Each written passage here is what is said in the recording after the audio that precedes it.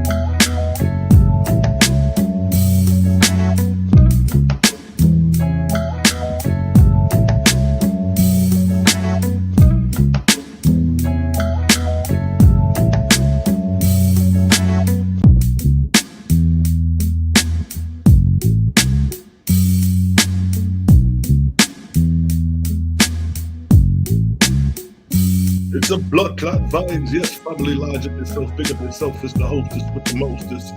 Select the Sila Shaloms on the 1 and 2s. You know how we do. It's the vibes.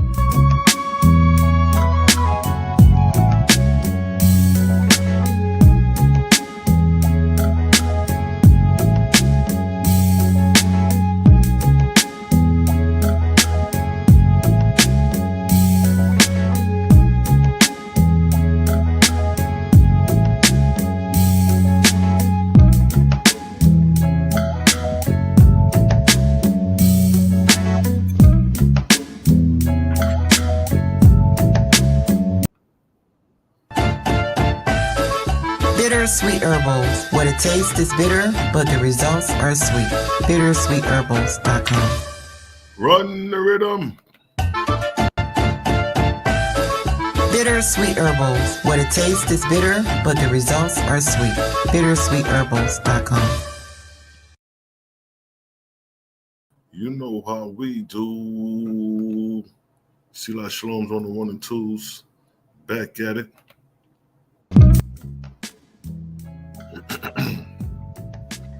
Decided to hop on a little early, you know what I mean? I was just doing the knowledge. You know what I mean? I heard him on Sarnetta last night, and I heard how my name came up. Shout out to Sarnetta, man. Y'all swear Sarnetta holding a nigga hand. Why y'all keep saying that and coming up with these excuses? Why he covering us, man? We the underdogs, man. You know what I mean? We the underdogs. Sarnetta will bomb on anybody. You think he holding my hand? You think if I get in a debate and I lose, you think he ain't gonna run that shit to the ground and say, see, like I cooked? Y'all gotta be more y'all gotta be more tough. Y'all scream. And then there was complaining about how I was saying nigger. Oh, he was saying nigger. He was saying nigger through all the nigga. Ain't this the toughest environment? And y'all niggas bitching about the word nigger? That's not even a curse word.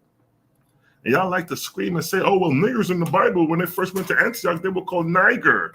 Y'all niggas sound like goddamn fools. We looking good right now. Y'all looking real bad over there. You Hebrew Israelites, even I was looking at the chat, niggas talking about I mopped the floor with y'all niggas with the creative game. We got that. If it was the other way around, we going to take that L and keep it moving. Tighten up next time. That's it. Y'all got mocked. Y'all mad about it.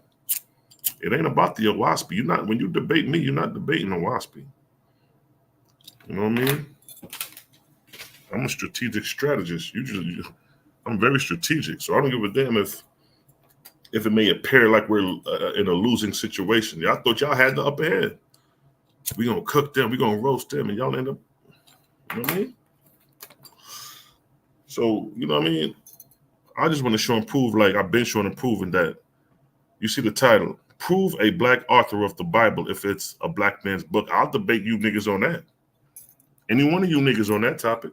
Prove to us that the Bible is a black man book.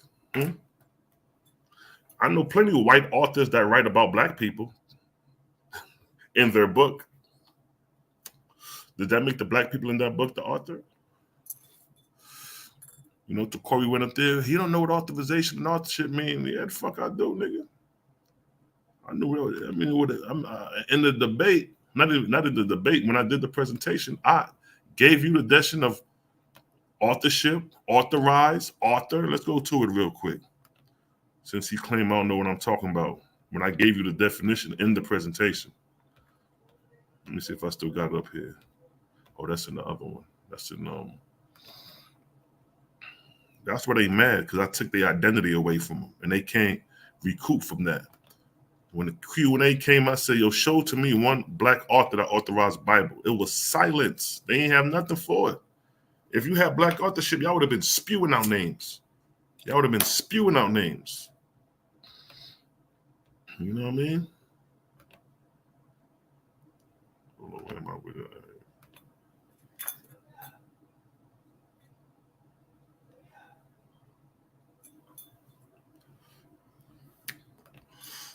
Hey, that's slang right there. I ain't gonna never stop saying black people. That's just slang. That's like saying niggas. You know what I'm saying?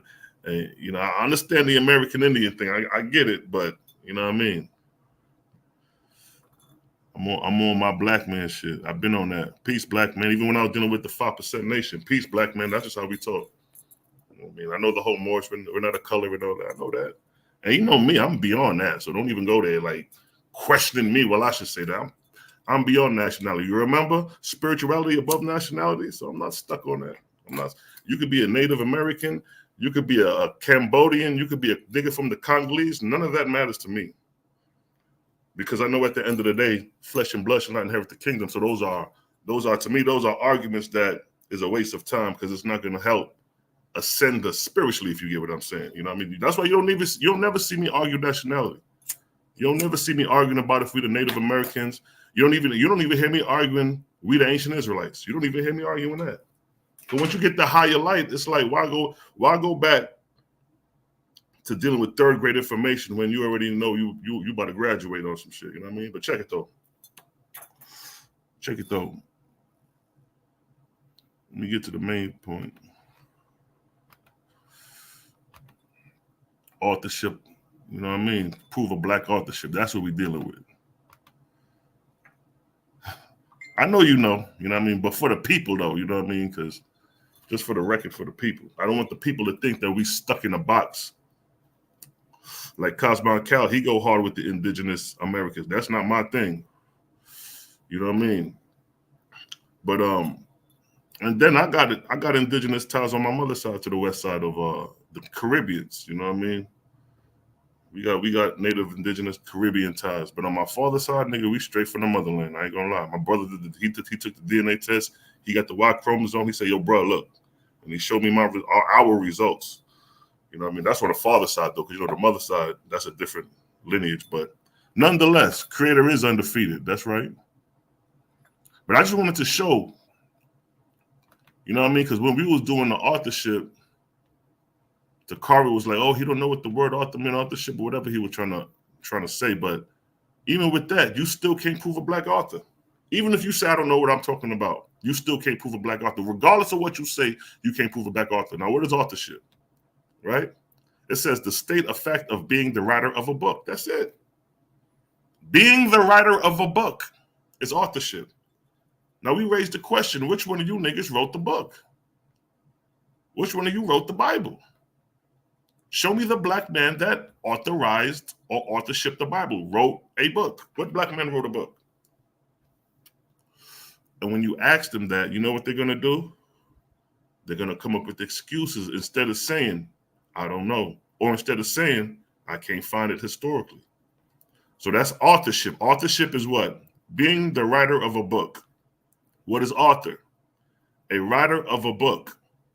Same shit, right? That's an author. What is authorized? Having official permission or approval. So now, having approval, right? Having permission. Now, who's been providing permission and approval to the Bible? Because we can't find the author. The author is the writer of a book. We raised the question numerous times, who wrote the Bible? We couldn't find the author. Or when we say Moses wrote the Bible, you can't find Moses. So you can't find the original person who wrote the Bible. That's why when we say authorship, authorization, we put it in the hands of the Europeans. Because if you can't prove who wrote it, you can't say it's a black man book. But then if I show you a lineage of Europeans who's authorizing the book, okay, they didn't write it, but they're approving the book. They have official permission of the book. You got to give them the credit because you can't find who wrote it. I could tell you a Chinese man wrote the goddamn Bible. You know why I can say that? Because I can't prove it. I could say a Marcion wrote the Bible. Can't prove that.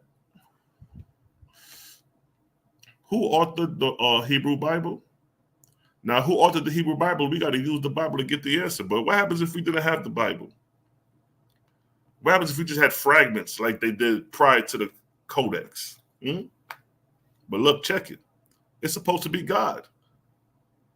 This is what I showed in the debate. And these niggas goddamn fell. This would make God the author of the Bible. Because it says God wrote it. Moses didn't write it. It said God wrote it right here. Written with the finger of God. Now, which one of you niggas know God? When did God historically tell you he wrote the book? We can't identify Moses in history. Don't nobody know who Moses is. So if you can't identify Moses, because Moses would be the one who would be authorizing. What is the authorize? Giving approval. So after God did the authorship, he wrote the book. Moses is approving it by sending it back to the children of Israel, saying, all right, this is what God sent me. These are the laws, statutes, commandments. This is what you niggas got to follow. He's approving what God wrote. So Moses would be authorizing the text. But we can't find Moses, so he can't be used or he can't be referenced as authorizing the text. So we don't have an author. We don't have a person who's authorizing the text. So now where do we go from here? See, I ain't gonna come up with excuses. Where is the black man? You say Moses is the black man, but you can't identify him in history to validate it. What I say, in order to have a primary source for the word of God, it should be found in history written on stone. Here is just an example, a few examples. So if we have the original Torah, it'll be looking like this here. This is the Ge'ez calendar, 925 BCE, before Common Era. And this is what you see right here. That's what some people like to call the Paleo or the Aramaic. Here's another example. The Misha Stela, dated around 840 BCE. Now look at that.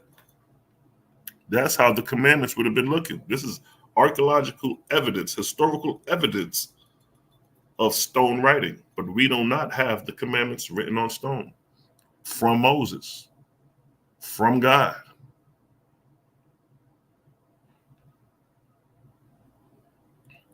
So now, since we don't have that, so,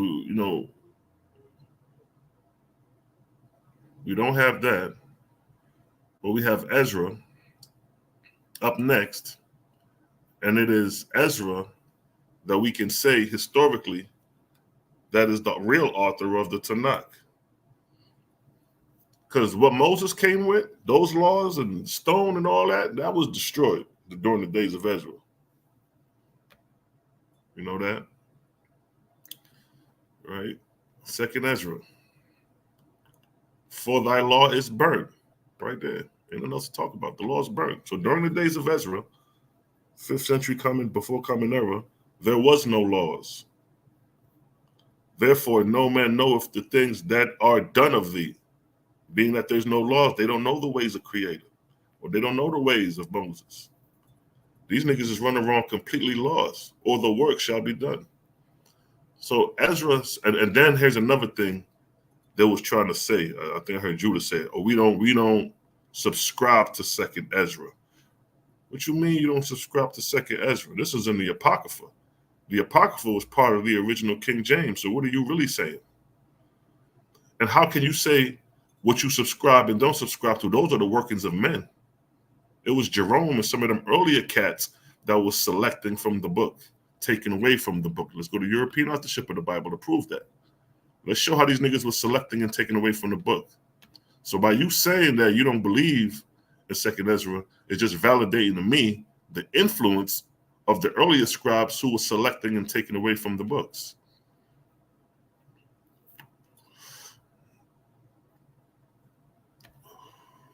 Watch, we find some of that.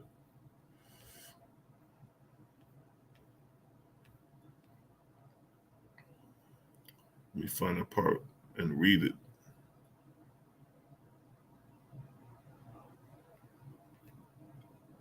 The castrate T. Make sure if I got that in here.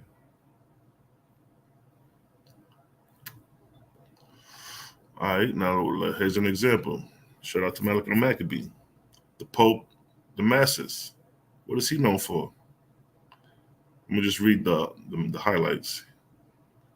He presided over the Council of Rome of 382 that determined the canon or official list of sacred scriptures. See that? He's presiding over the council while they determine which canon will be selected. So by you saying that I don't accept this book and I don't accept that book, it comes from the council of men who determine those things. You're showing the influence that these men have over you by admitting that you won't admit to Second Ezra or the Apocryphas or the book of Enoch, or we don't deal with the book of Enoch. You're showing influence of these early councilmen. Council of Rome. What says? A canon of scripture which was issued by the Council of Rome under Pope Damascus 382. Now look what it states here. Let me come down. The Orthodox Dictionary of the Christian Church states, a council probably held at Rome in 382 under St. Damasus gave a complete list of the canonical books of both the Old Testament and New Testament. See that? They created a list, a complete list from Genesis to Revelations, or whatever books that they had at the time. See that? So you can't talk to us about selecting and what you believe and what you don't believe. And here's it right here, dispute of what book should be canonized or not. So when you say you don't accept Second Ezra, you're showing your influence of these early disputes when these so-called scribes was canonizing the Bible. Marcion, look what Marcion says. Marcion's canon, possibly the first Christian canon ever compiled. So they're saying that the first complete book was Marcion, consists of 11 books, a gospel, which was a short version of the Gospel of Luke, and 10 Pauline epistles. Now look, Marcion's canon rejected the entire Old Testament. Come on now. Nigga, let's stop right there. Ain't nothing else to talk about really with that. So if you was living in the days of Marcion, right, and you was because these niggas Torah nights, nigga, you dealing with the Torah. So Marcion rejected the whole Torah. What you got to say now?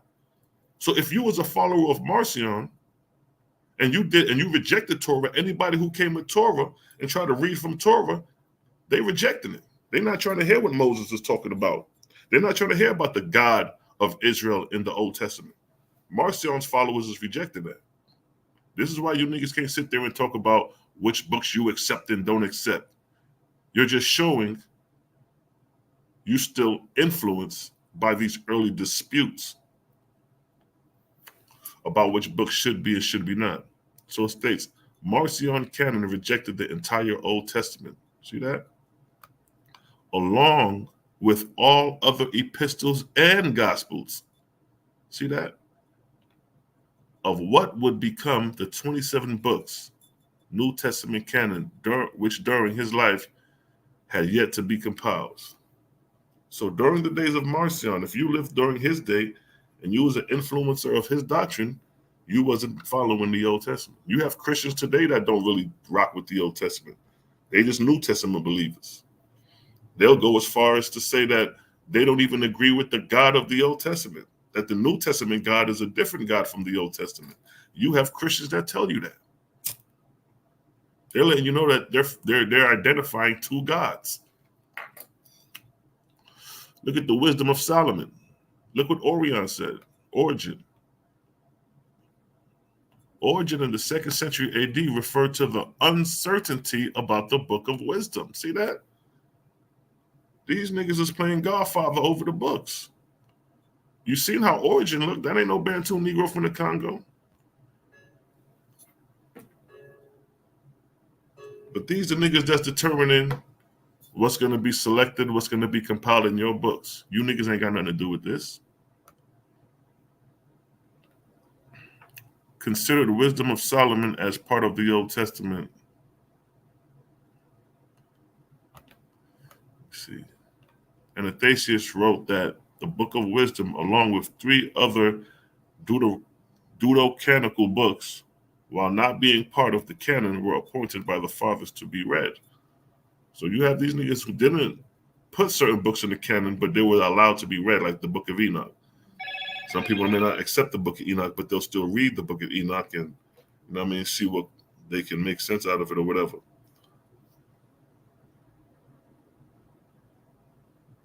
So what I'm showing you is that Anastasia, he ain't no Bantu Negro from the Congo. See Anastasia? He's determining, like, all right, we're going to pass on that one. That ain't no Bantu Negro. Where's the black man? Where's the black man authorizing, permitting, approving? It's a biblical text. Origin. It's an origin. Look how he look. He ain't no black man. These are the people that's determining what should be and what should not be in the canon. And that ain't got nothing to do with no Bantu Negro from the Congo. Look at Jerome. This Jerome. Look at Jerome. It's Jerome. I just showed you 3 white boys. Jerome, Anathasius, and Origen. And all these men got they say about which books should be selected. But it's a black man book, though. I'll debate any one of you niggas on the Bible not being a black man book. Jerome provided that major, I must have messed up there. Jerome refused to consider the epistles of Jeremiah as other books he called apocryphal, canonical. See that? Jerome refused to consider the epistle of Jeremiah. See that? They determining what should be and what should not be. The false scribes of the pen, the scribes of men. That's what they doing. That's what Jerome doing. We ain't seen a black man yet who's authorizing, who's approving, who's giving permission, who's not even giving a commentary. We don't see not one Bantu Negro from the Congo. And this is why I crippled them in that debate. I took away their identity. Historically, I did it. That's why they couldn't answer it when I raised the question. Can you show me a black Israelite that had authorship of the Bible throughout history? When I raised that question, I had to say it twice. Like they ain't understand what I was saying. Nigga, you understand clear what I was saying. When you reflect and think about it, you know you can't prove it. And they couldn't prove it. The prayer of Azariah and Song of the Three Holy Children. Look what it says. It is accepted as a canonical scripture by Catholic and Eastern Orthodox Christians, but rejected by most Protestants as being non-canonical. See that? God ain't presiding over none of this. Where God at? Why God ain't saying, you know what, son? No, that is canonical, that is not. Ain't none of them saying, and God said, I shall remove this book. These are the workings of men doing these things. So anytime somebody tells you that they don't read the book of Enoch, you let them know that you're under the influence of the early Christian disputes about which book should be selected or not. That's a subjective argument. So you may not believe it, but I believe it. Now what? And you got to contend with it. Because that's a matter of subjective opinion, if you believe it or I believe it or not. Mm-hmm.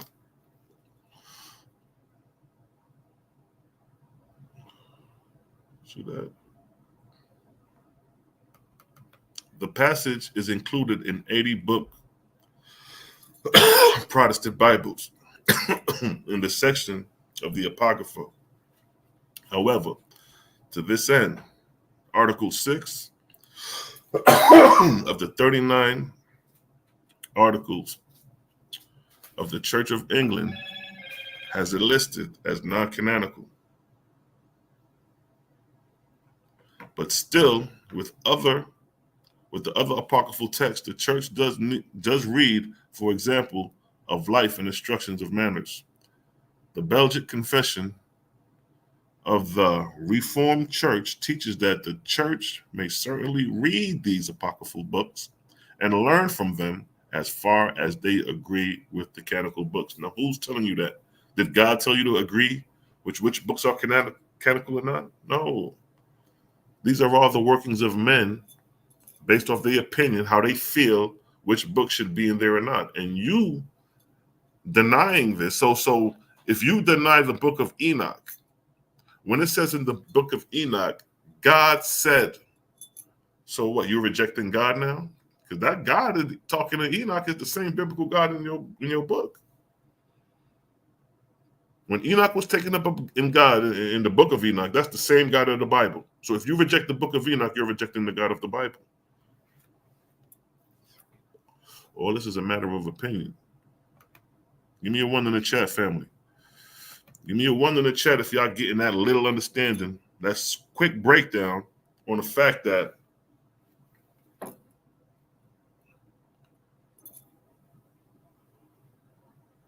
we ain't seen a Bantu Negro from the Congo yet authorizing Bible. Where he at? Let's show Ezra.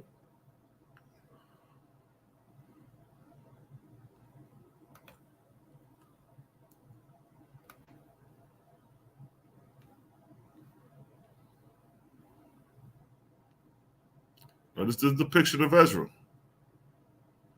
in the Dura Europa synagogue. And the Dura Europa synagogue up here, this is the remnants of the Dura Europa synagogue right there, as you see. That's remnants of the Dura Europa synagogue, 244 to 256. Now look what it say. The Dura Europa synagogue was an ancient synagogue uncovered at Dura Europa, Syria in 1932. The synagogue contains a forecourt and a house of assembly with painted walls depicting people and animals, and a Torah shrine in western wall facing Jerusalem. It was built back onto the walled city, which was important in its survival. The last phase of construction was dated by an Aramaic inscription to 244 Common Era, making it one of what? The oldest synagogues in the world. One of the oldest synagogues in the world depict Ezra like this. That's Ezra. That's Ezra. You see, he got the scroll in his hand. He's showing authorship. He's showing authorship right now in this picture. He got the scroll rolled out, which would be the writings that he did.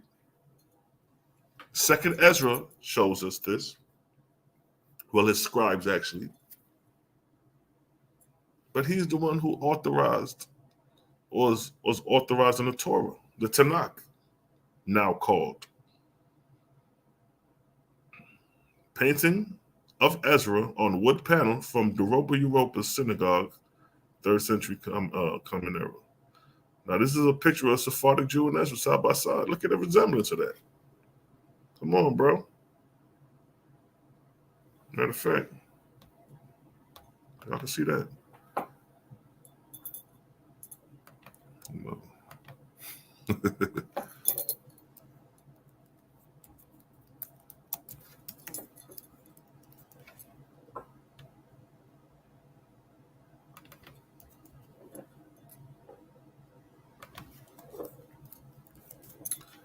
Oh shit! All right, hold on. Let me share my screen. Now, let me share my screen. All right, now check this, right?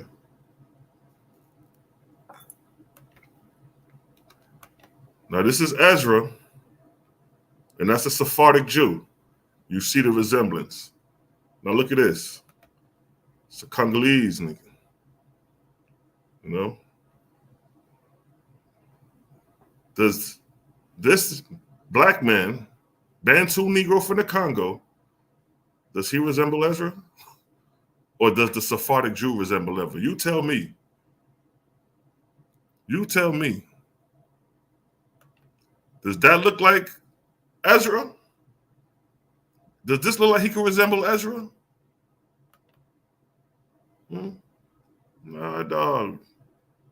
Ezra ain't no Bantu Negro from the Congo. Hebrew Israelite.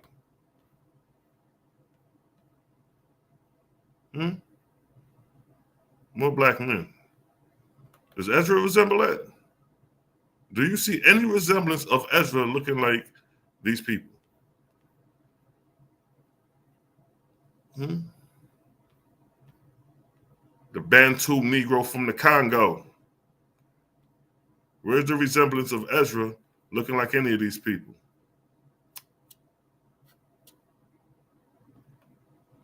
Go back to this young bro. Do you see the resemblance? Look at that.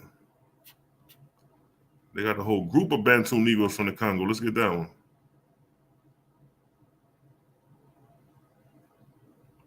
It's taking too long. Hold on.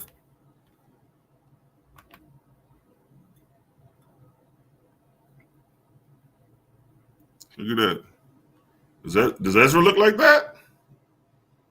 Nah, dog. Ezra don't look like no Bantu Negro from the Congo. Look at these Bantu Negroes from the Congo. Ezra don't look like that. Ezra look like this boy, Sephardic Jew. Ezra look like a Sephardic Jew.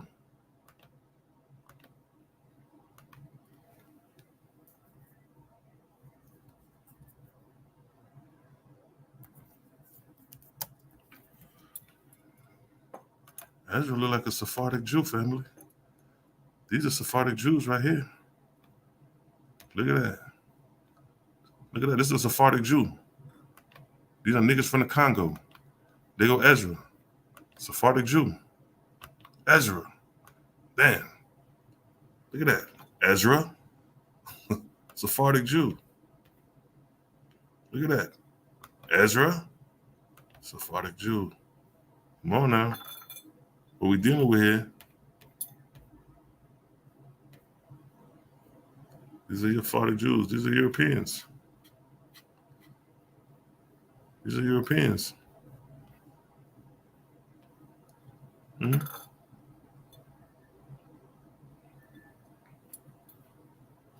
Sephardic Jews.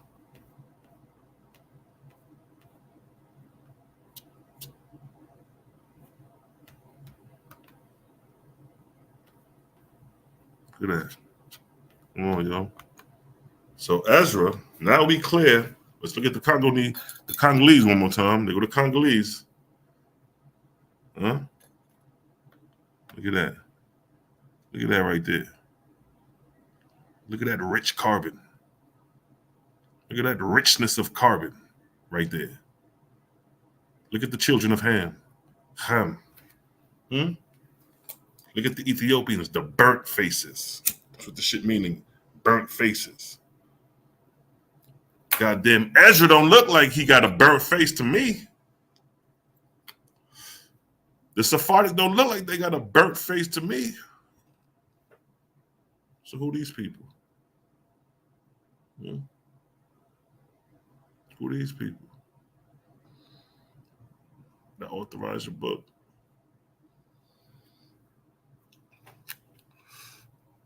And then the damaging part, look at that. The Samaritan Pentecost. Does he look like a Bantu Negro from the Congo? No. Let's look at the Bantu Negro again. This is the Bantu Negro right here. They were the Bantus, the Congolese, the Niga. There he is. Huh? I don't look like that. This nigga look like Ezra's grandfather. This is the Samaritan high priest, 1905. They upholding Torah. You can't find me a nigga in 1905 upholding Torah. Where is the black man? When I showed this, historically, I took the identity away. That's why they so bitter with me, because I don't know why they mad at me, nigga. I'm still Shalom. You know, Israelite, but I'm a truthful nigga, though. When I see the truth, I can't undo it. And I ain't gonna change my name every time I come to a truth. I may put Nasut in the front of my name, though. Nasut, Silah Shalom. Nasut and Kemet mean king. King Silah Shalom. Nasut, Silah Shalom. So I'll go ahead and get ready for that. But there you go. That don't look like no Bantu Negro from the Congo. That don't look like him. That don't look like no Bantu Negro. And he got the Samaritan. Now, keep in mind, the Samaritan Pentateuch is closer to the truth. Look, you see the Paleo Hebrew on there? You see the reference to the Paleo right there? The Jews, the Ezra Tanakh got the block script. The Aramaic Assyrian script, known as the block script. The Babylonian, what you call the Babylonian Talmud, when you see that Talmud, that script is different from this script right here. The Sumerian script is closer to the original Paleo Hebrew script. You niggas is better off reading the Samaritan Bible than any other Bible, because it's closer to the original, whatever that is. See, look, Samaritan. They believe that they preserve this divinely composed text uncorrupted to the present day. This is their take on it. They do not recognize divine authorship or inspiration in any other books in the Jewish Tanakh. You hear what they saying? You hear what they saying?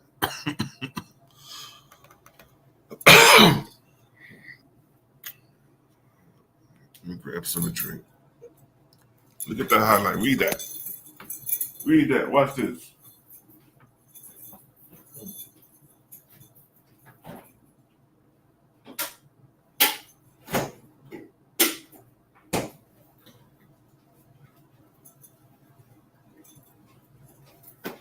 Y'all see what that say? Samaritans included only the Pentateuch in their Bible. They do not recognize divine authorship. You hear that? Divine authorship or inspiration in any other book in the Jews Tanakh. They're rejecting shit. Y'all can't sit here and talk about the Bible, the holy book. Man, come on. These groups don't even agree on text. The Samaritans don't agree. And this is the northern tribe. Because keep in mind, the northern tribe came back to rebuild before the southern tribe, before Ezra and them. You know what I mean? Let me see if I can pull that up. I showed that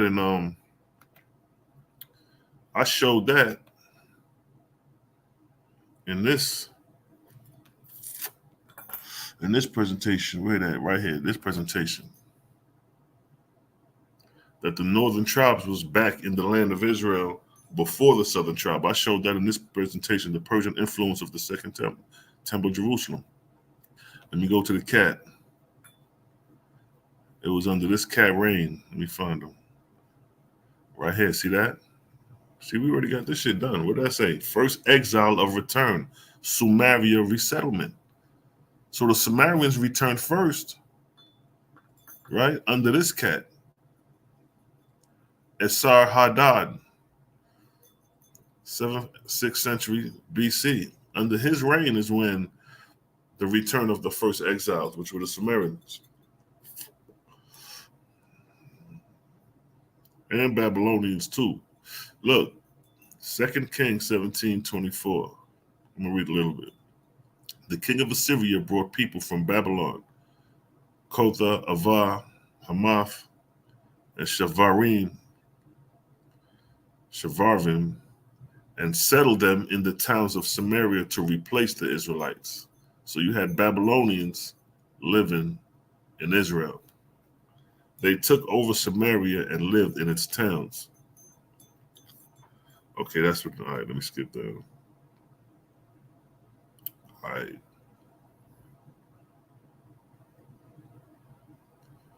All right, let me skip down to 27. Then the king of Assyria gave this order: have one of the priests you took captive from Samaria go back to live there and teach the people what the God of the land requires. So one of the priests who had been exiled from Samaria came to live in Bethel and taught them how to worship the Lord. So you got these, man, that's crazy because these is Babylonians living in the north. They had to go find a priest to show them how to live. Let's continue on. Yeah. Nevertheless, each nation group made its own gods in several towns where they settled and set them up in the shrines the people of Samaria had made at the high places. Now keep in mind, this is the first exile coming back. And they was doing this shit prior to them going into exile. They're doing the same shit that got them into captivity. Verse 30, the people from Babylon made Sukkoth, Benoth. Those from Sukkoth made Nargal, and those from Hamath made Ashma. The Avites made Nibhaz, and the Tartek and the Savarvites burned their children in the fire as a sacrifice to Adramelech and Anamelech, the gods of Sivarvim. That's crazy. All right, so basically these niggas worshiping to these false gods, offering up their children in the fire as a sacrifice. And keep in mind, that's crazy, right?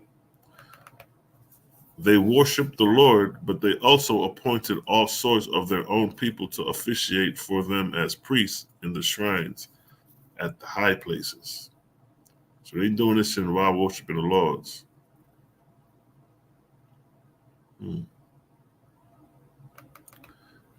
They worship the Lord, but they also serve their own gods in accordance.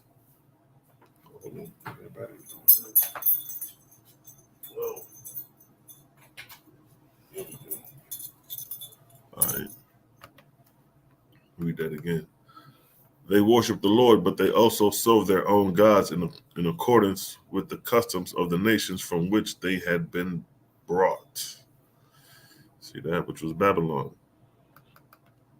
To this day, the priests in their former practice, they neither worship the Lord nor adhere to the decree and regulations, the laws and commandments that the Lord gave the descendants of Jacob, whom he named Israel. When the Lord made a covenant with the Israelites, he commanded them, do not worship any other gods or bow down to them, serve them, or sacrifice to them. But the Lord, who brought you up out of Egypt with the mighty power and outstretched arm, is the one you must worship. To him you shall bow down, and to him offer sacrifice. You must always be careful to keep the decrees and regulations, the laws and commandments he wrote for you, Do not worship other gods. Do not forget the covenant I have made with you, and do not worship other gods. Rather, worship the Lord your God. It is He who will deliver you from the hand of your enemies. They would not listen, however, but persist in their former practice. Even while these people were worshiping the Lord, they were serving their idols. And what does it say? To this day, their children and grandchildren continue to do as their ancestors did.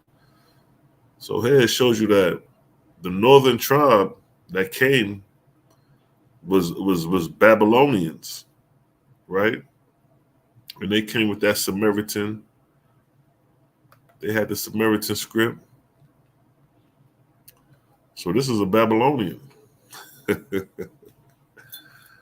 They said they had to find a priest to show the people how to worship the Lord. So that priest would have had to have been an Israelite. And this is pre-Ezra. This is pre-Ezra.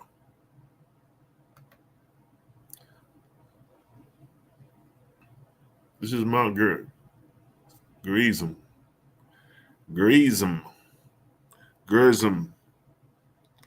Right? See that? This is where the Samaritans dwelt. A Samaritan temple dedicated to Yahweh was built on Mount Gerizim during the 5th century BCE. It exists alongside the Jewish Second Temple in Jerusalem. By that point, the Israelites were divided as Samaritans and Jews, both claiming descendants from the biblical Israelites and preaching adherence to the Torah, but diverging on the holiest place on earth to adore God, Mount Gerizim for the Samaritans and Jerusalem for the Jews. It's crazy because we already know Luamung inspired that, the Jerusalem to the Jews. And at this time, Baal is still in the game right here. Baal is playing Yahweh. Baal is under the Samaritans. That's interesting.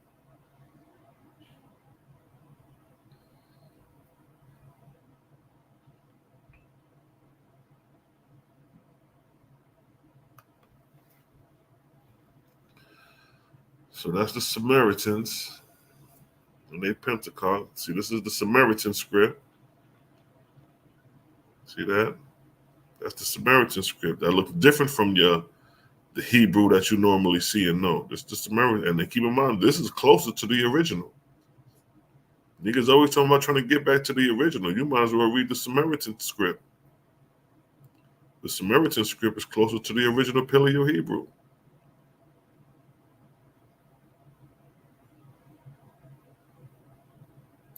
This is the Assyrian script. This is the script you're familiar with. This is the script Ezra came back from Babylon with. He came back with the Assyrian script. See the Assyrian script? See how it differs from the Samaritan script? This is a more modified script.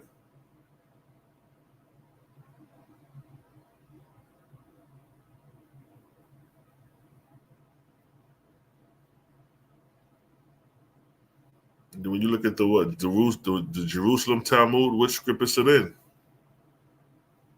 It's in the Assyrian form. See that? So the Jerusalem Talmud, you see the influence coming from the Assyrian script, the block script, while the Samaritan script looks more like the original Paleo-Hebrew. See that? This is why the Samaritans said our shit is more authentic. Y'all shit has been watered down and revamped and rewritten.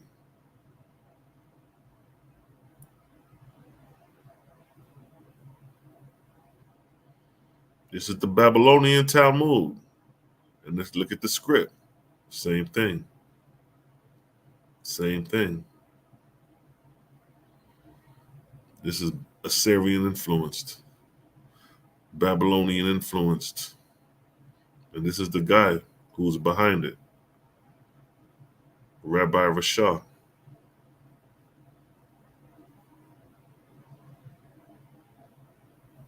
See that? Talking about the Codex Sinaiticus. I think that's in the Greek.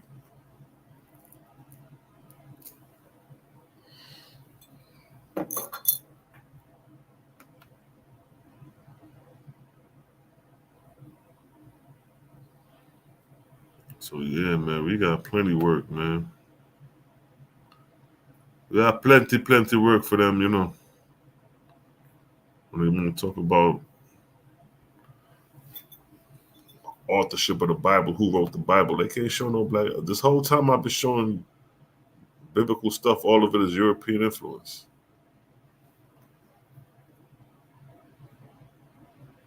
Show me a black author.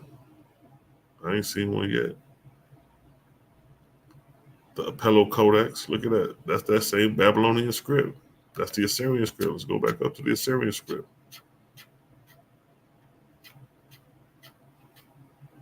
Look, Ashar, Assyrian script. Look, same thing. The Apello Codex script, same as this. This is where it come from. For those who don't know, let's read. Assyrian writing is the traditional Hebrew language name of the Hebrew alphabet, used to write both Hebrew and Jewish Babylonian Aramaic. See that? It is often referred to as the square script. The names Ashar or Assyrian or square script are used to distinguish it from Paleo-Hebrew script. See that? They distinguishing it. A comparison between both versions shows a preference in the Samaritan version for the Hebrew preposition al, where the Masoretic text has al. Because you know, in the original script, E is not in the alphabet, it's A. So it shows you the Samaritan is more authentic. So now look, that's the Samaritan script. I'll show you something. Look, where that? Hold up.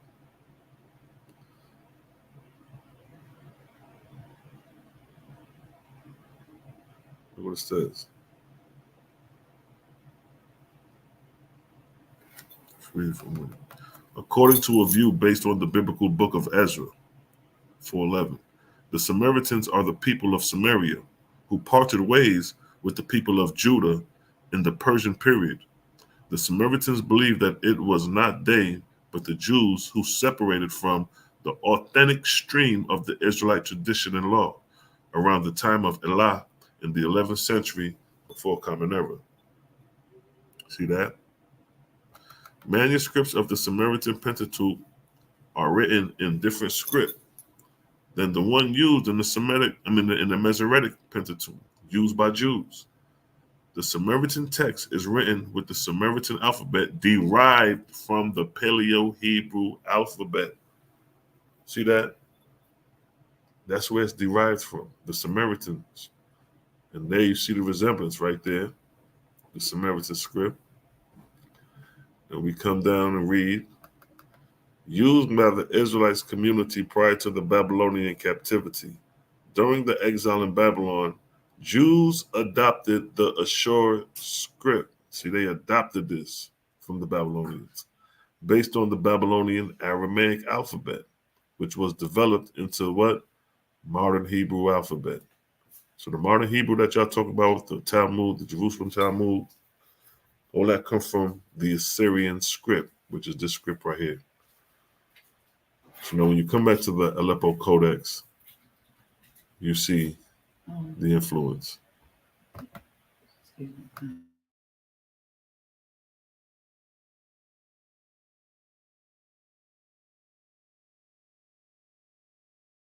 Yes, family. So the Assyrian script, you see the Aleppo Codex, you see the influence coming from Babylon. Yeah. Now look, you got John Wycliffe. What is he responsible for? Wycliffe Bible, right? Bible are name given for a sequence of Middle English Bible translations believed to have been made under the direction or instigation of English theologian John Wycliffe. of the University of Oxford. They are the earliest known literal translation of the entire Bible into English. See that? He's responsible for some of the earliest translation of the Bible. You ain't got no black men even doing no transliteration. So what are we talking about here? You don't even have a transliteration of a black man. Look at John Gutenberg. Look what it states. The Gutenberg Bible was the earliest major book printed using mass-produced movable metal types in Europe. See that? The Gutenberg Bible. Now watch this. Watch this. The Gutenberg Bible. This is on printing press. Oh, man, it gets ugly. See? Let's go to this cat right here. Where he at?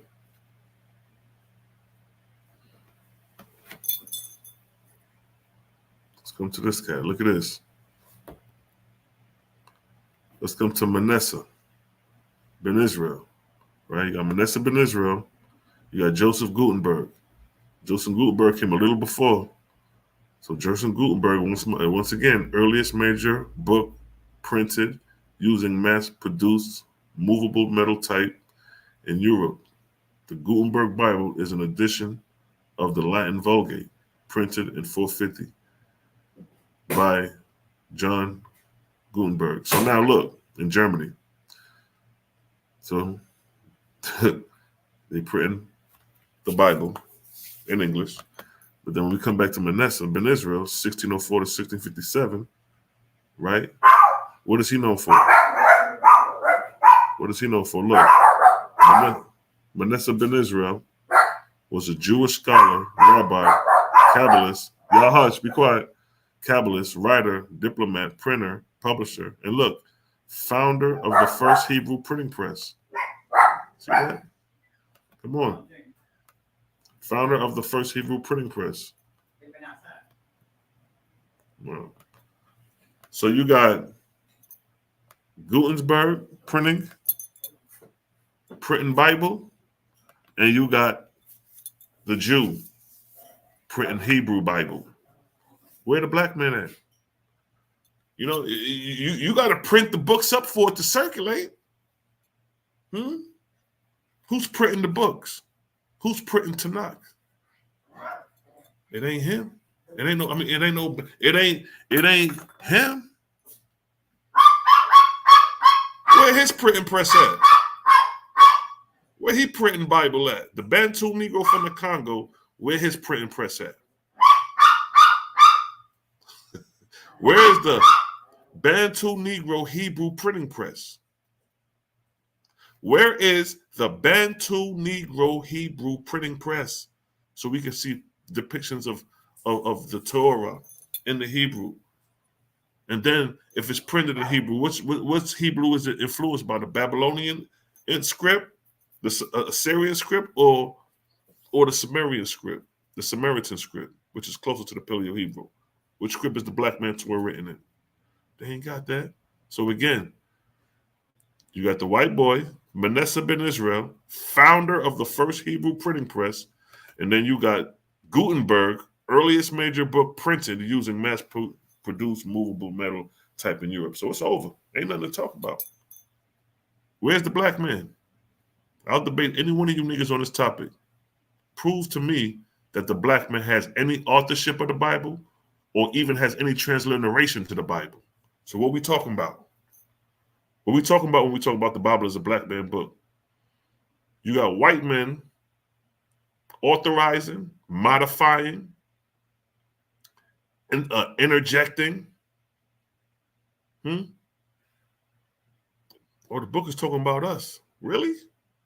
You niggas is crazy. Erasmus. What is Erasmus? Look at this white man. What is he responsible for? First printed New Testament of the Greek to be published. First printed New Testament of Greek. Erasmus. See that? Coming back to the Jews.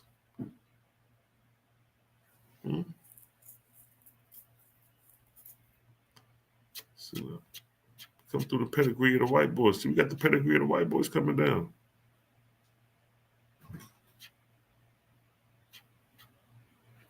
Man, All these white boys. Look at this guy.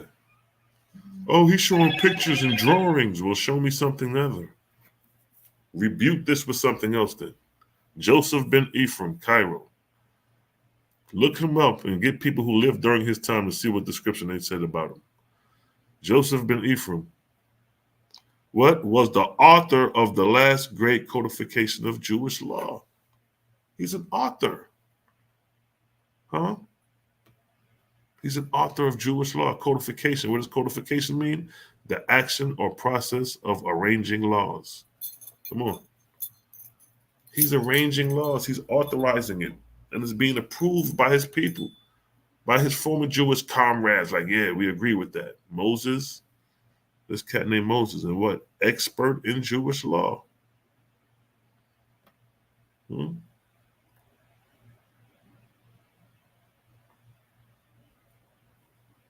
That's when they got mad when I started showing this. Showed you a pedigree of Europeans on a Jewish side, and I showed you a pedigree of Europeans on the Greek, Latin, and English side of these cats upholding the Bible. Look at Martin Luther. He created the Protestant movements.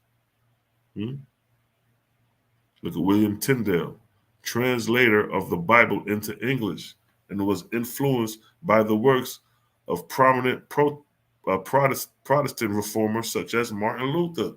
See, William Tyndale is following the pedigree of his predecessor, Martin Luther. See, these niggas got a pedigree.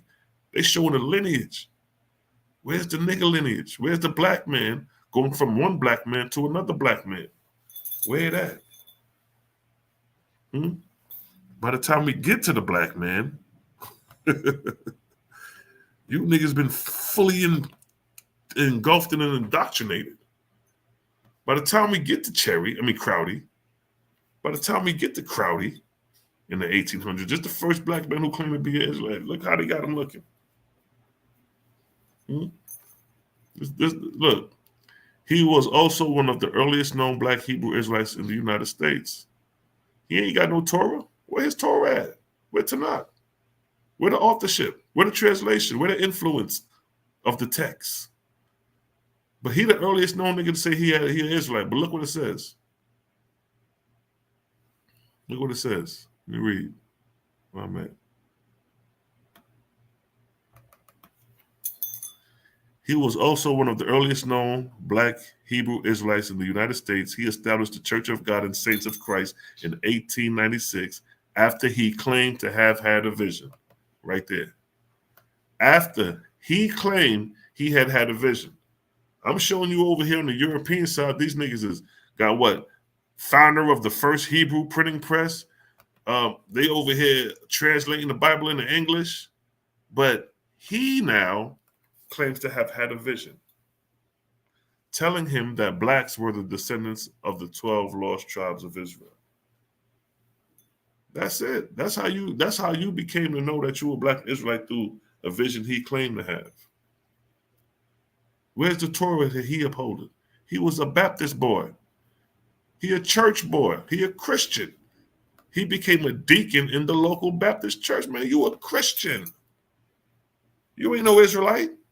You a Christian boy in a church that had a vision that we the people of the book. Ain't nothing wrong with that now. I'm not knocking the vision, and I'm not knocking the fact that we the people of the book. I'm knocking the fact that you don't have a pedigree and a lineage of authorizing, translating, or a commentary of upholding what you claim is yours, which is the Torah, the Tanakh. This is when you prior to this vision, you're just a typical Baptist church boy. And then it states what? He was a Freemason. Prince Hall branch of Freemason. And then when we scoot down and come back to Cherry, he claimed to have had several visions in which he was told that black people were descendants of the 12 lost tribes of Israel. See, they had a vision. This can't be verified. Can't nobody be like, well, what's the pedigree? What's the proof? Did his father have a vision? He was holding up the King James Bible or the Geneva Bible at this time. He was a Baptist. He was reading Bible. He was reading King James or the Geneva Bible. One of the two. The Geneva came first. So now, look, he proceeded to create the Church of God and Saints of Christ and is regarded as the founder of the Black Hebrew Israelite movement. He's the founder. He the head nigga. He the first nigga. Cherry came after him. He had a vision.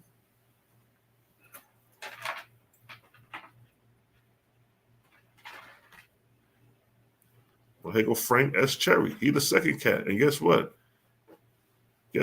He had a vision too. Let's go to his vision.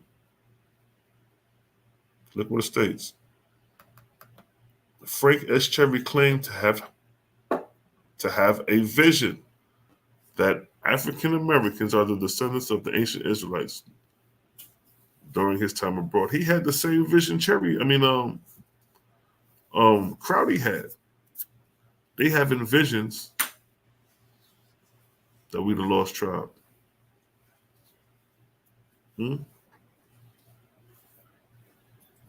So let's reverse the roles right quick. Now, if this was a black man, and this black man founded the first Hebrew printing press, and if this was a black man who translated the Bible into English, and Martin Luther was a black man, say all these were black men who was translating the Bible, and say all these Jews were black Jews who was upholding and authorizing Tanakh. And then out the blue, you had two white guys that claim to be the descendants of the lost tribes. Would you accept them, knowing that you got a pedigree of upholding Torah and translating your Tanakh? And then some guy comes out of nowhere and said he had a vision that we the lost tribes, and these are the same tribes that you claim to be. These are the tribes that you create a printing press behind it. You authorizing commentaries, you translating them. But if somebody comes to tell you they had a vision, and you're going to let the vision supersede your pedigree of what you could prove historically, but these two men come with the vision that we the lost tribes, but can't prove it, other than saying that I had a vision. Ola had a dream ass niggas. Martin Luther King ass niggas. Huh? These are the Martin Luther King's visions before the Martin Luther King's vision. I had a dream. Niggas been dreaming. Cherry been dreaming, having visions. Crowdy been dreaming, having visions. And Martin Luther King been dreaming, having visions. But we don't have no historical pedigree to prove any of this. And when we do the historical research and the pedigree, you're going to find out half you niggas come from East Africa, Congolese, West Africa. When you do that DNA test, you're going to find out the truth. Genetics don't lie. Oh, the genome just came out. Yeah, it did. Everything is new. No, Wasp just came out too. But when you take that DNA test and see that nigga, you come from the continent, and there ain't no gene say that you Jewish, or from Judah, or from Naphtali, or from Levi. You can't prove a gene pool of that. In order to prove a gene pool of that, you have to have a body. You have to have some DNA from a person who existed. And then, not only that, you have plenty of tribes that bred in. You had the Edomites that bred into the Jews to becoming Jews under Hyrcanus, when he made them circumcised to become follow Jewish tradition. And then now you got Edomite Jews claiming to be Jews. So what happens if you find one of their bones?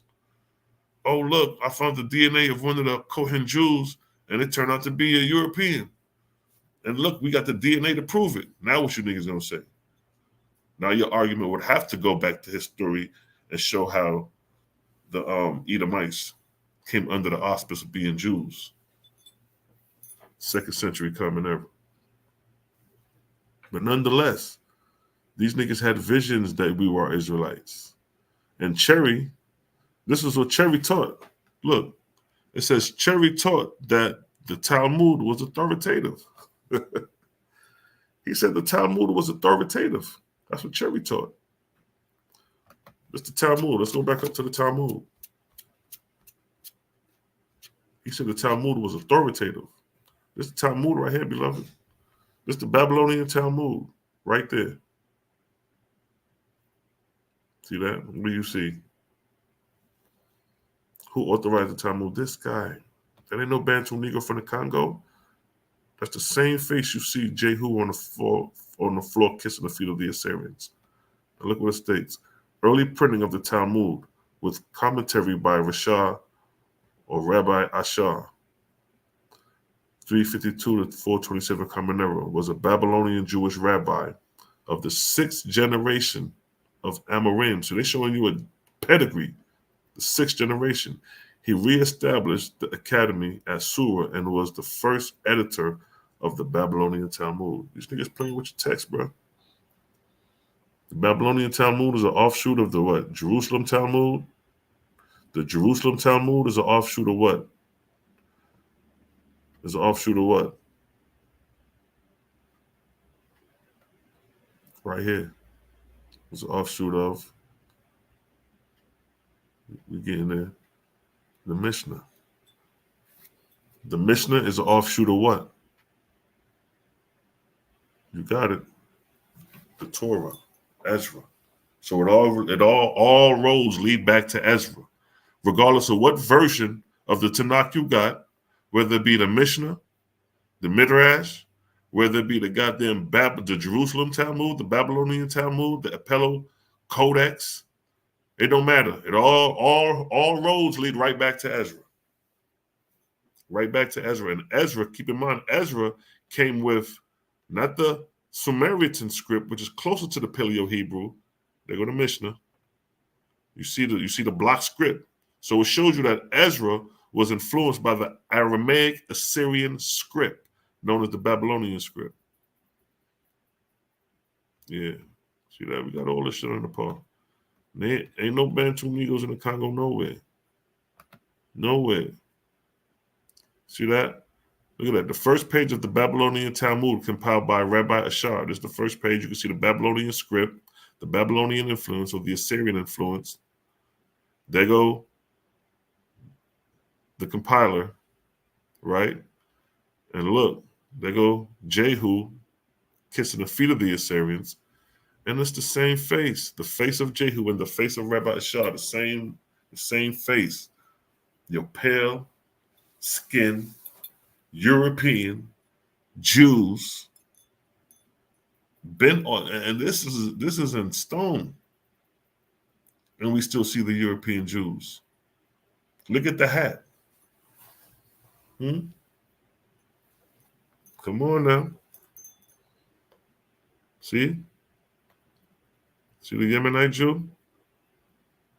See the strong nose? Look at the nose. Look at the nose. Look at the nose. See that? Come on now. That ain't this. Look at the nose. Look at the nose on the Bantu Negro from the Congo. And look at the nose of the Jew. Look at the nose of the European Jew. And look at the nose of the Bantu Negro from the Congo. When we come back up, see it? See it? Where the black man? Oh. And look at him. By the time the black, now keep in mind, all they're doing is piggybacking off the Europeans. Piggybacking off the Europe. We already showed that Cherry approved of the Talmud authorship. We showed that. So they're showing you being a black Hebrew Israelite is irrelevant. You learned all this shit from them. You learned the tenets from them. All the customs and culture. This is Arnold Josiah Ford. Look, he's a self-proclaimed rabbi, declared himself a rabbi. Huh? Come on, man.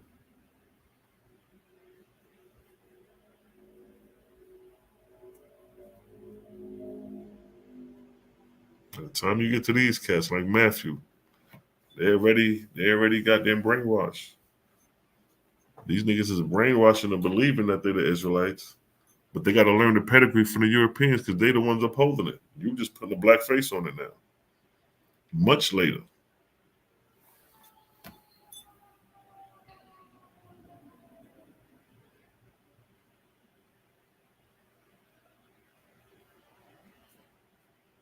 Come on, yo.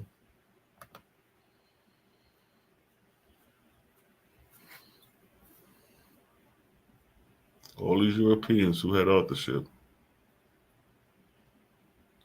Kava ben Yusuf, 50 to 135, common era. Early cat.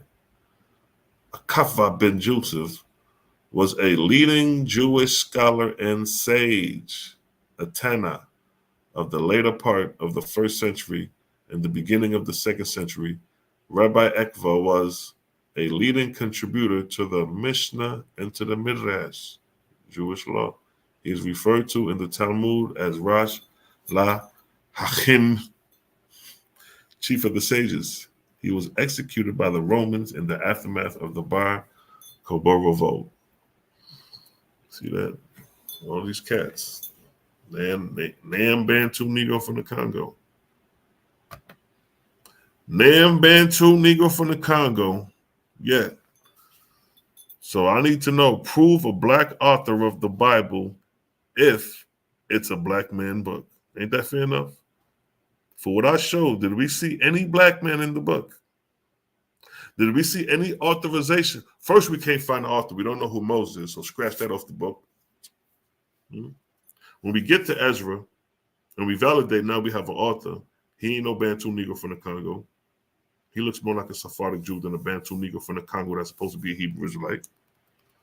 And then when we go through the history, we see European faces on both sides. So when you're dealing with these Israelites who stuck on nationality and who stuck on race and black man, white man thing, ask them this question. Prove a black author of the Bible if it's a black man book, historically speaking. And watch how they, beat around the bush, tip through the tulips, and not give you a direct answer. They're going to give you an excuse. Ask them who created the first Hebrew printing press. Ask them that. Ask them this. Who created this? Who created the first Hebrew printing press? You ask them that, they're going to be shocked. They're going to be like, damn, I didn't even know there was a Hebrew. Look, Manasseh ben Israel, founder of the first Hebrew printing press. See that? Him. There he is.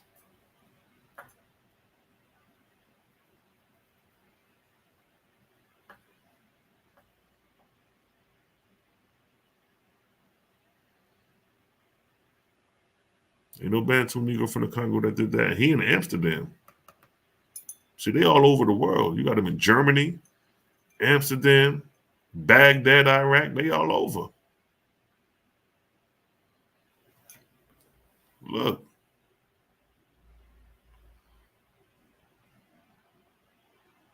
Look. First chief rabbi of Great Britain. Come on, these cats is all over. They're not just concentrated in one place.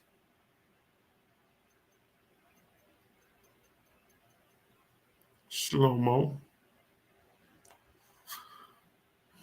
Look at this, yo. Look at this. The Surah Torah.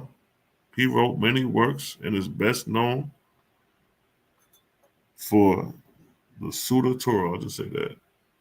Look at that. That's when I was like, where's the black man Surah Torah? Where that? Ain't that fair? You know what I mean? All these cats. Not a Bantu Negro from the Congo.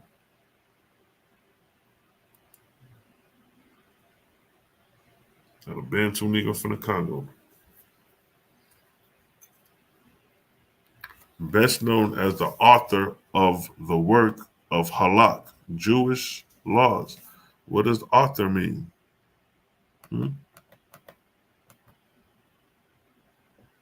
Definition of author. What it say? What it say?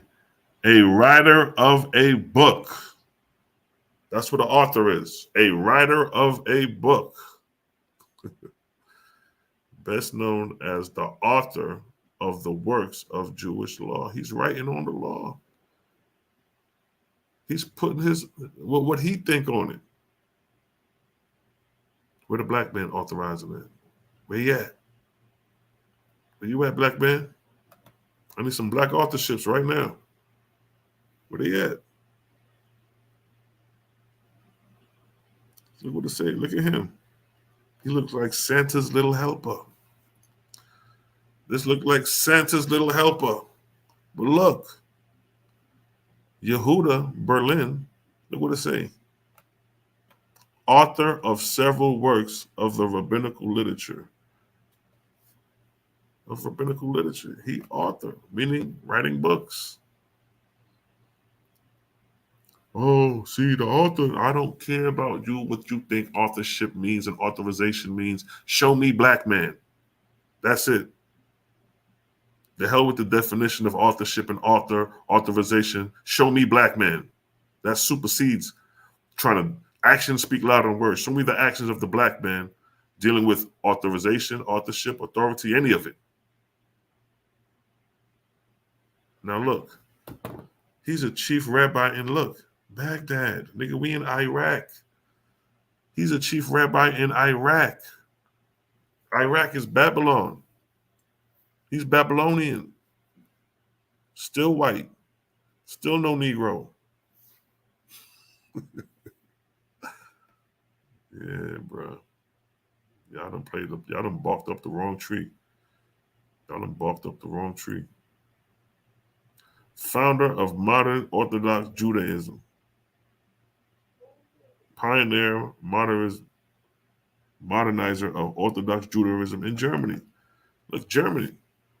Baghdad to Germany. Jews all over the place. Look at him. He look like a Russian, right?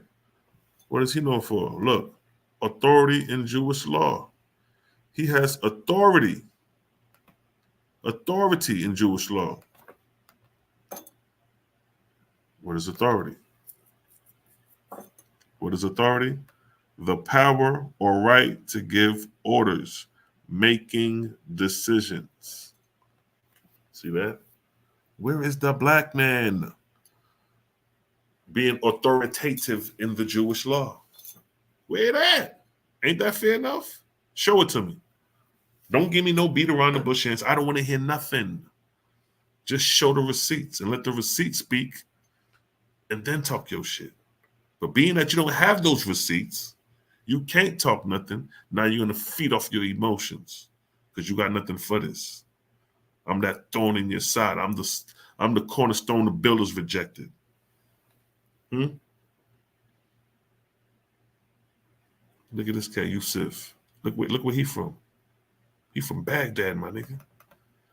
Look at that. Was a leading Baghdad Sephardic Jew. He up in the territory of Baghdad, Iraq, Babylon. Once again, he's a Babylonian. But look what it says about him. Authority on halakh, Jewish law. He is best known as author of the work of Jewish law, Ben Ish Ha, Son of Man Who Lives, a collection of the laws of everyday life interspersed with mystical insight and custom addressed to the masses and arranged by weekly Torah portion. You hear them talk about Torah portion, man? You got this shit from the white boys, man. See that? He got his own shit. Author of the work of halakh, Ben Ish Ha, Son of Man. Where the black man at? That's all we saying. That's what I'm saying. We see all this authorship, author this, authorization that. Well, it's coming from them. Even when we get to New York, look, Chief Rabbi of New York City's Association of American Orthodox Hebrew Congregation. He up there, look, 1840 to 1902. He would have been around during Crowdy's time. You ready? Yeah. He is especially renowned for his research and publication in the field of the Midrash. See that? It's the Midrash. Come on, man. Come on, man. Look at that. Yep. I want to say he has published the first ever section of Talmud in the United States. So I'm showing you all the influences that I showed in that presentation. It just keeps going. Just keeps going. This is just a select few I chose. This is a select few I chose. And then by the time you get to Matthew, it just shows you that, oh, he's fully engulfed and influenced by them. You know what I mean? So give me a 1 in the chat if y'all getting this understanding. It's easy work. It's easy work. Ask them, show, prove a black author of the Bible if it's a black man book. That's what you ask them. And see how they tip through the tulips.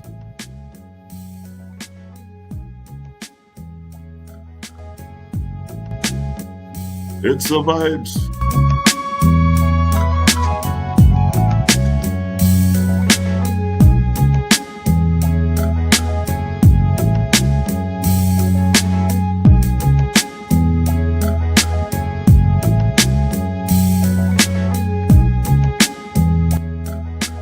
You want to hop on for a minute, Cosmo, and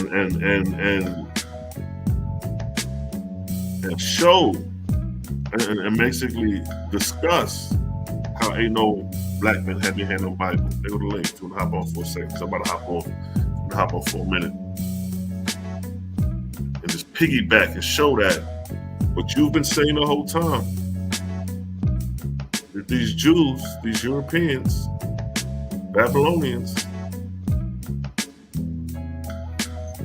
been had their hand on Bible. Let's ride.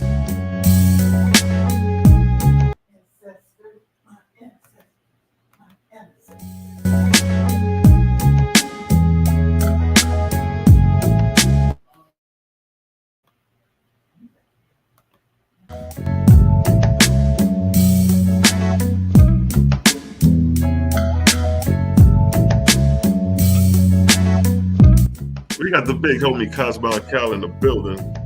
Hey man, I'm liking the background and the scenery. What's good, King? Man, what's going on with it, man? Hey, what you got to say? What you got to think about the fact that the topic of the debate is, the topic of the video is prove a black author of the Bible if it's a black man book. What's your take on that?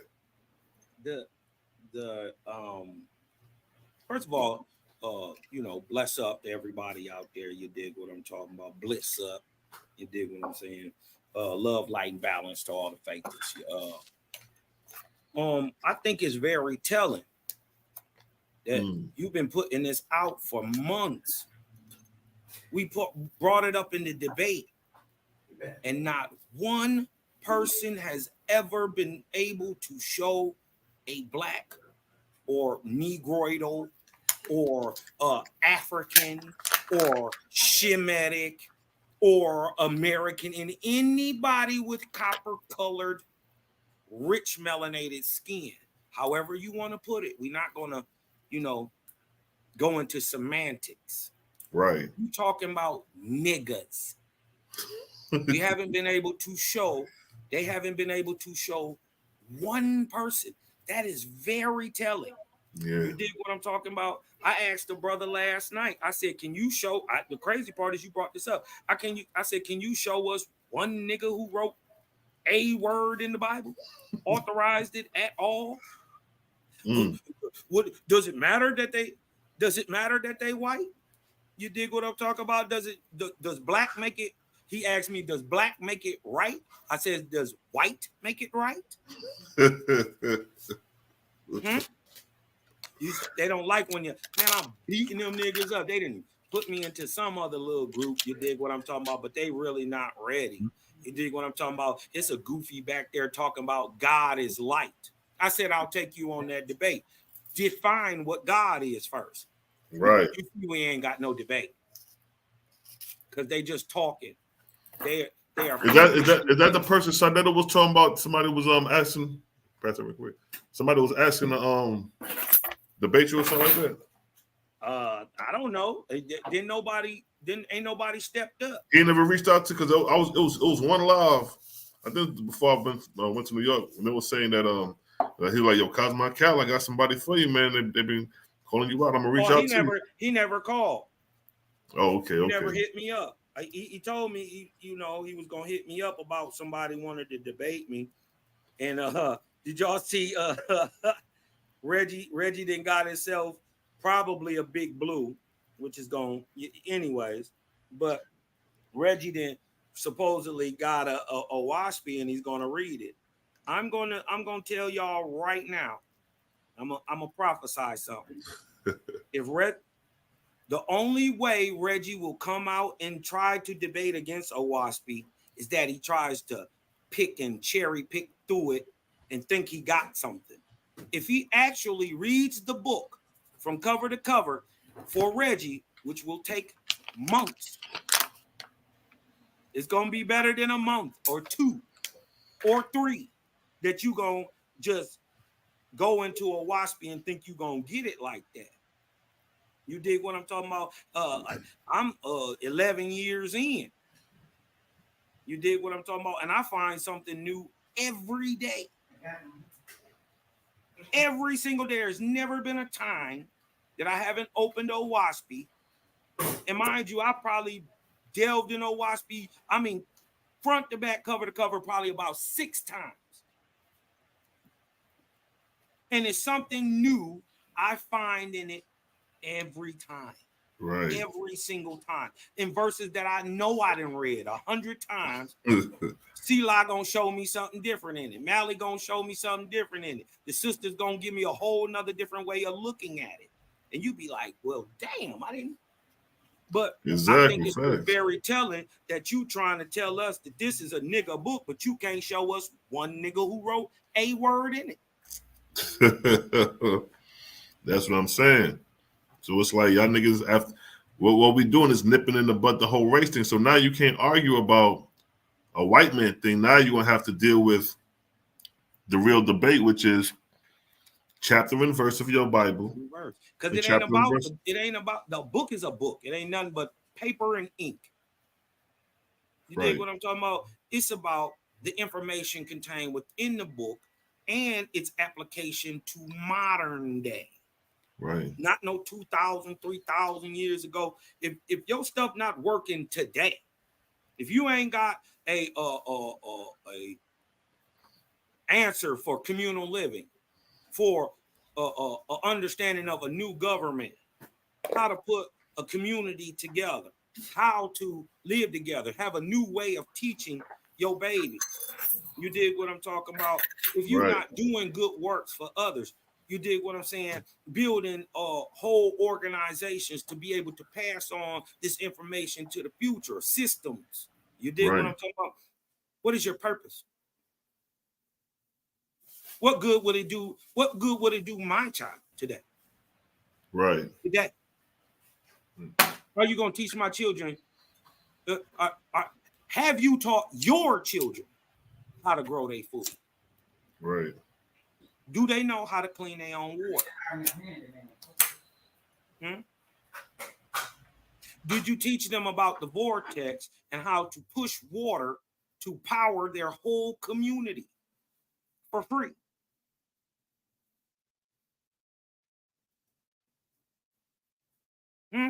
We different. That's just is what it is. We teaching our babies to hear color. That's right. See sound. Y'all not like us. They not like us. You dig what I'm talking about? Now, if you want to come, I'm gonna prophesy on y'all right now. If Reggie reads that book cover to cover, he will never come out and debate. Yeah, because it's like, I'm like, and then it's like, come on, bro. It's like, and once he you think you're gonna read, you think you're gonna. So, oh yeah. Because I heard who said it? I think it was Judah. Like, yeah, they said that their Osiris is the real Osiris and Yah Osiris is the false. It's just the way they wording it. Yah Osiris and Vero. I'm like, I don't even understand what's going on, man. They goofies, bro, and they trying to. They trying to create animosity where there is none. They're trying to put some paint where it ain't. Exactly. They're trying to put some paint where it ain't. You dig what I'm saying? Because I'm like, if he think he's gonna read the Owaspy, and then like, especially when it comes to the science.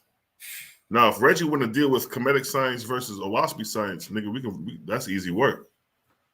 Because you know, we're going to show vortexia, we're going to objectively show vortexia, galaxies, hurricanes, whirlwinds, demonstrated in nature and cosmogony. Show me that in Kemet. Yeah, we got E equals MC squared in Owaspy decades before so-called Albert Einstein thought it up. You dig what I'm talking about? We got that in Owaspy. But see, what is the opposite? You can't have a positive without a negative without the positive. What is the other side of E equals MC squared? Huh? Y'all ain't never heard of M equals EC squared. Huh? Yeah, y'all telling me about the explosion of energy from a little thing which multiplies into a lot of energy, but you can't define a lot of energy packed into a small mass. See, that's multiplication versus division. That's the left versus the right. Owaspy got both in them. You ain't ready for the science. Yeah, and then it's like you better come talk to Selah. You better come talk to Daryl Cosmo. You better talk to Malachi Maccabee. And you know, big homie, it is what it is. You're going to have to talk to us. Yeah, because it's like they don't want to talk to us because they want to seem like they're the gatekeepers and they got the knowledge. Yeah. Or they don't need our approval. They're just going to, they authorize to we could figure it out ourselves. But then like when Zion tried to pull that move, talk about the Egyptians were in hell. He looked it bad. And then we came back and rebutted that, like, nah, nigga, look, a couple verses down, if you would have kept reading, them niggas got to send it to Etheria. And what's the game plan to ascend to Etheria? They don't even know about that. They'll laugh at that, but then we go to the New Jerusalem with the homemongers outside the kingdom. Which one looking worse? But like I say, they first. Go ahead, King. Hey, bro, I gotta shoot the old lady to the JO real quick, man. I just wanted to hop on, man, tell you love and light, another great bill, man. And listen, they don't have any answers. They want to be this holier than thou chosen people, but they're not willing to choose. Wow. And the God they chose is false. It is what it is. He's the demon. Hey, demon. Hey, listen. People are crazy, man. Listen, why would you take? I'm gonna get up off of this. Now go ahead, why would anybody take spiritual advice from a person who calls themselves a open demon? And you don't want this smoke. You dig what I'm talking about? Because we are gonna get personal. Because you like to get personal. I don't have no problem punching on a girl. But because it's like if you're gonna give us time to organize a debate, we gonna clown. That's what they see. What they don't understand strategy. We come with strategy. So technically, we're supposed to have been losing. We come in with a new Bible written by a dentist in the 18th century. We're supposed to have been losing. But how is it that we taking these wins? Because we got a strategy that's matchless. They can't beat us in our strategy. Hey, we know don't take y'all advice from open demons. Demons. Hey, play that for me real quick. Demons. Hold on, let me see if I got that shit. Hold on. That's funny. I got to roll though, man. All right. Light, balance, man. Hey, salute, King. Breathe in, let that light in, man. I'm Cosmo Cal, man. Salute. You funny. All right, King. Yeah, let me see if I can find that real quick. Demon. Snap. Though I got that joint. Damn.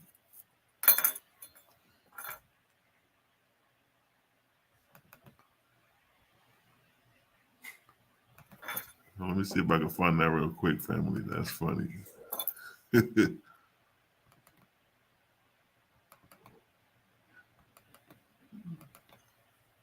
Question for is, would you kill your child, your son, if your God told you to?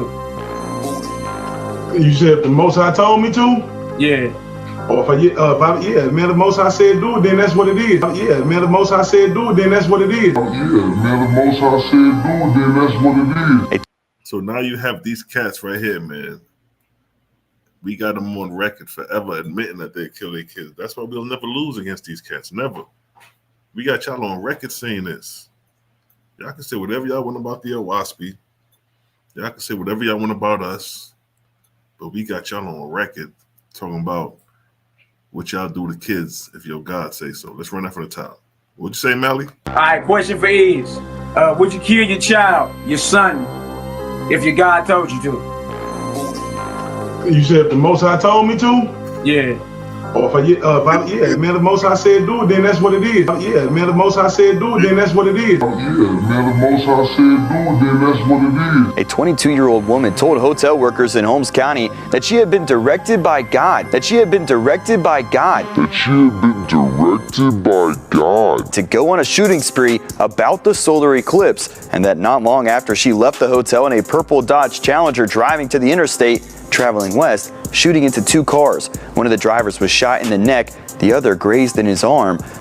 If your God came to you right now, tonight, in pomp and glory, shining, and he commanded the death of your child, would you sacrifice your child? If the Most High is going to do it, of course. If the Most High is going to do it, of course. If the Most High is going to do it, of course. Peter Lucas Moses refers to himself as a radical religious person who is with the Black Hebrews. And he just pleaded guilty to killing a four-year-old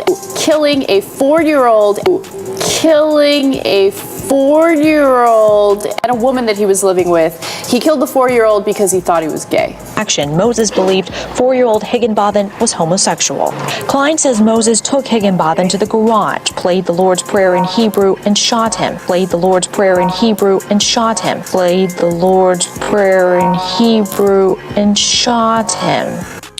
If God came to you and told you to sacrifice your kid, would you sacrifice your kid? Hell yeah. Hell yeah. Hell yeah. God is called the terrible, demon-like power. God is called the terrible, demon-like power. God is called the terrible, demon-like power. So Napa means empty, you could say, or open. Shita means demon, or demon-like or terrible. Shita means demon, or demon-like or terrible. Shita means demon, or demon-like or terrible. According to the criminal complaint, Polite told investigators God told him